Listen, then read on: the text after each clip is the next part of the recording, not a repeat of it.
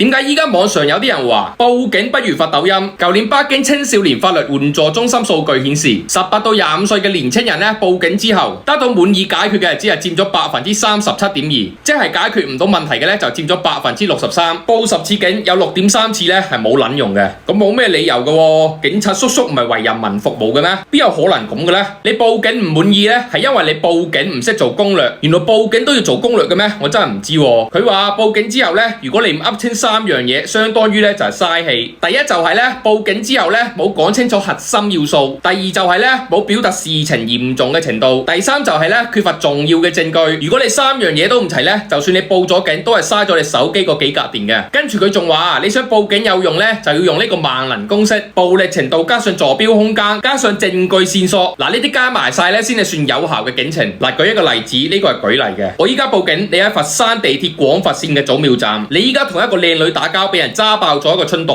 連嗰啲漿都流晒出嚟。嗱，我依家報警啦，呢個事情嘅發展經過咧，有目擊證人或者係你咧親自用手機拍攝咗出嚟。嗱，咁即係依家有詳細地點啊，有目擊證人啊，有證據啊，有嘅嚴重嘅程度啊。嗱，呢啲咧就係有效警情啦。咁你呢啲報警咧係咁先有效嘅。但係如果你話咧，如果你喺屋企俾人偷咗條底褲，或者係你俾人撻咗部手機，如果你係捉唔正個賊佬，如果你又影唔到賊佬個樣，齋咁樣報警咧，你只能夠咧就係翻屋企等通知啦。得啊得，唔得啊翻順德。